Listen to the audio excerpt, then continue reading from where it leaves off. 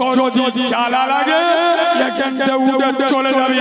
আমার নিয়ে এসেছিস অপারেশন করার জন্য, আমি শরীয়তের ডাক্তার, শরীয়তের অপারেশন করব। তোর যদি না ভাল লাগে এখান থেকে উঠে চলে যাবি। ভাইরা ভাই বসে কিরম ফতোয়া মারতে থাকে, মানে কি যারা দেখেছেন আপনারা ভালো করে জানেন যে আমি যন্ত্রটা মোটে ভালো না। একটা স্যাম্পল পাই দিচ্ছি শোনেন। আপনাদের মসজিদের ইমাম, আপনাদের মসজিদের ইমাম যদি বাপ মার ভাত না দেয়, ওর পিছনে নামাজ হয়। আপনাদের গ্রামে এখানে হক কথা বলা যাবে? আমার কম বেশি দেখেছেন তো ইউটিউব, আমি কিরাম বলি জানেন, পছন্দ করে এনেছেন, কারণ আমার কথা সবার সহ্য হয় না। হয় কেন বলুন? আমি একে নিয়েছি, আমি স্টেজে উঠে বলবো আল্লাহ নেহালপুরের লোকেরা আমাকে 12,000 15,000 টাকা দিলে, আল্লাহ এরা নামাজ রোজা করে না, এরা বন্ধন লোন গুরু লোন খায়, এরা বাম্মার ভাত দেয় না, আল্লাহ এরা আমার 15,000 টাকা দিয়ে নিয়েছে, আমি মৌলবি দোয়া করছি তুমি এদের জান্নাতুল ফেরদাউস দাও। ফেরেশতা বলবে মৌলভী সাহেব হাত লাবা, শালা তোকেও ধুনবো তোর বাপকেও। মৌলভী সাহেব বলেছে দেখো সব আল্লাহর ওলি। জিবরাইলের ভূত ভাই ছেড়ে দেন না, স্টেজের বাইরে গিয়ে বলে করিম বিড়ি দে বিড়ি দে বিড়ি দে। হ্যাঁ না না এখান বসেছে সব আজরাইলের খালাতো ভাই, শালা এশার নামাজ পড়ে না আর ইনশাআল্লাহ ফজরের নামাজও আল্লাহর কি রে বাবা, ঠিক বলছি না ভুল বলছি? সব তোর মুসুস। কেন না আমরা মালগুলো মোটে ভালো ভালো। আমি তো মুসলমানদের নাম দিচ্ছি তরমুজ। নেয়ালপুরের লোকেরা তরমুজ বোঝো? তরমুজ, তরমুজের বাইরের কালারটা কি? কালো বা সবুজ? কাটলি ভিতরে কি বলো বলো? সেই মাল ছাম্বলদারি মুসলমান। ছোটবেলায় জন্ম নিয়েছে, মা নাম রেখেছে করিমালি, একটু বড় হয়েছে বাপ বিসমিল্লাহ করে দিয়েছে, আর গরুর গোশত খায় উম্মতে মুহাম্মদ। আরে হ্যাঁ না সব তরমুজ। একক তো নামাজ নেই, রোজা নেই, মুখে দাড়ি নেই, নবীর সুন্নতি লেবাস নেই। আমি কি বললু? তরমুজ বাইরে আলাদা ভিতরে আলাদা। হালালদের ডেকে এইভাবে অপমান করাটা মুসলমানদের কাজ নয়। তোমাদের হাতে পায়ে ধরে অনুরোধ করছি চলে যদি বলে হাতে পায়ে ধরে বলা যন্ত্র আমরা নয়, তা তোমাদের কোন জায়গায় ধরে বলি আসবে সেই জায়গায় ধরে বলছি চলে। সব জলসায় বয়েছে দেখো সব আল্লাহর ওলি। জিবরাইলের ভূত ভাই। কেন? নবী বলেছে হারাম করতে জন্য দোয়া করলে দোয়া। দেখবেন আপনাদের মসজিদের ইমাম যদি বাম্মান না দেখে ওর পিছনে নামাজ হবে? বলবেন ভাইরা ভাই বসে কিরম ফতোয়া মারতে থাকে, মানে কি এরা সব মুফতি সাহেবের ফোন।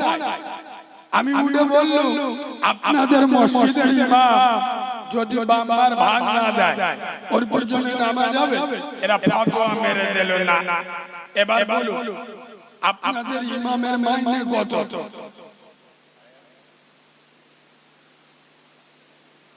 কত বলতে একটু লজ্জা লাগে না? ফতোয়া মারার সময় তো মোস্তানি দিয়ে বললেন ইমাম সাহেব বাম্মার ভাত না দিলে ওর পিছনে নামাজ হবে না।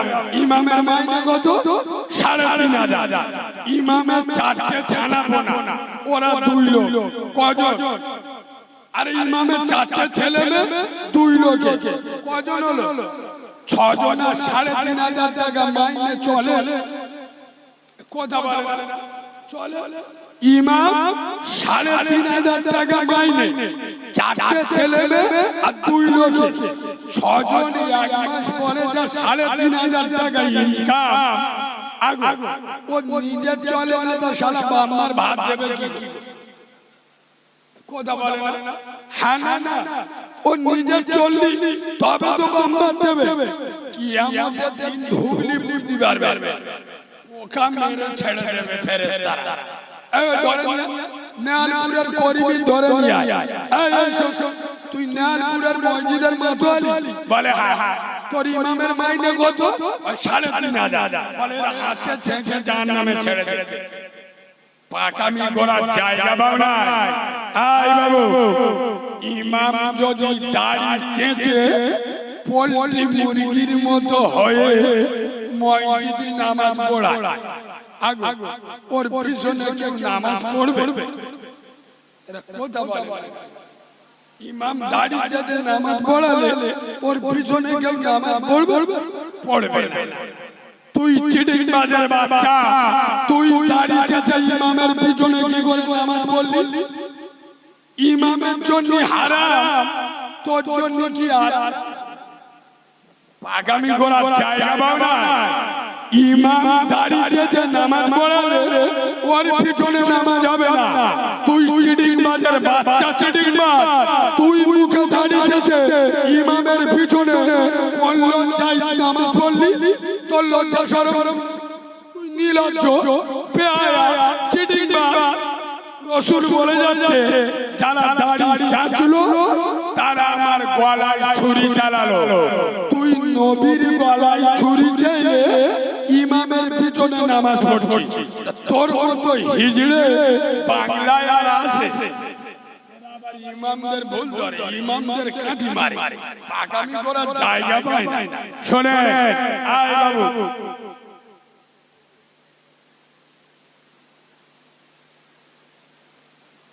বলবো না বলবো, কিন্তু আপনারা যেভাবে বয়েছেন এ ভাব ভালো না। মুসলমানি দিলি যেরাম বসে সেরাম বললুম না, আমার মুখে কিছু আটকায় না। আমি স্টেজে যে ভাষায় কথা বলি বাংলার কোন বক্তা বলে না। কেন বলুন তো?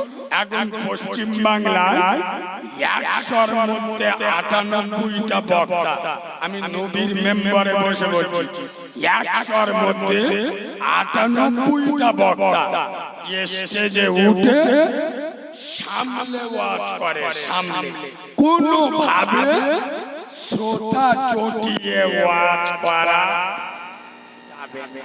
শ্রোতা যদি একবার চটে যায়, আমার মতো মৌলবীর পরের বারে মুরগির আন খাওয়া হবে।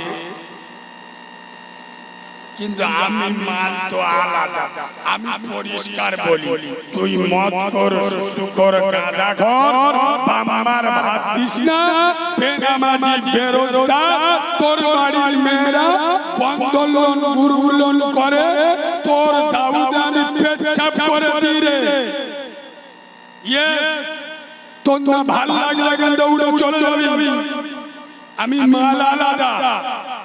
40 বছর জলসা শুনে যারা মাথায় টুপি দেয় না, 30 বছর জলসা শুনে মুখে দাড়ি রাখে না, 40 বছর ফুরফুরাই দিয়ে হারাম খাওয়া ছাড়ে না, 35 বছর বসিরার দরবারে গিয়ে এখনো বন্ধন গুরুগুলন ছাড়ে না, 40 বছর জলসা শুনে এখনো যারা বাম্মার ভাত দেয় না, এরা কাউরা ছানা, মুচি ছানা, চাড়ালের ছানা, খ্রিস্টানের ছানা, মুসলমানের ছানা নয়। কবে শিখবে? 40 বছর জলসা শুনে এখনো নামাজ পড়ে না। তুই তো এখনো না বাড়লো, সাবাল্য কবে হবি? তোর মতো না বাড়লো বিয়ে করে 4টে এড়ে গরু জন্ম দিলি কি করে? জায়গা পাও নাই হুজুর, চুমো খাওয়া, চুমো খাওয়া, তাই না? ছিলে ছেড়ে দেবো, অসুবিধা হবে? কথা বলেন। এবার আমি এদিকে কোনোদিন আসি, এই প্রথম আসি, আমার ভাষা সহ্য হচ্ছে।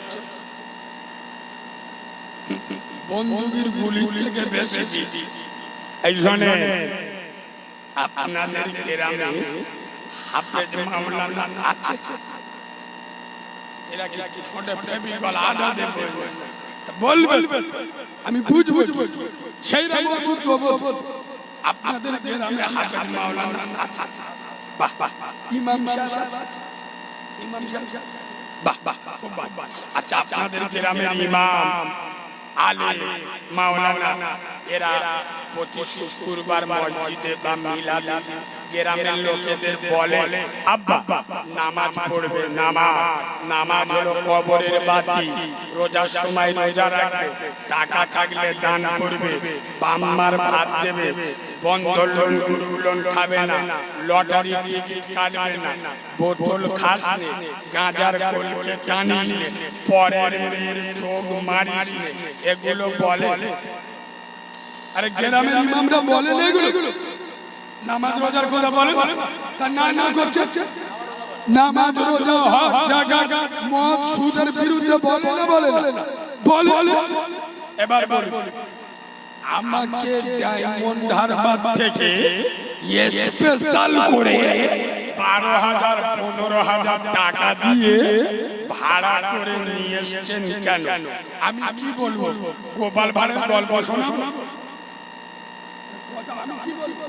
আরে আলেম উলামারা আপনাদের গ্রামের ইমাম যা বলে আমি সেটাই বলবো, নাই বলবো নামাজ পড়া চলবে, রোজা করা চলবে। আমি কি বলবো? একই কথা, নামাজ পড়ো, রোজা করো, হজ করো, যাকাত দাও, বাম্মার ভাত দাও, লটারি টিকিট কাটুন, এগুলো জানেন না? গ্রামের ইমামরা দুবেলা বলতো জাতি কত গান্ডু হয়ে গেছে, বুঝবেন না?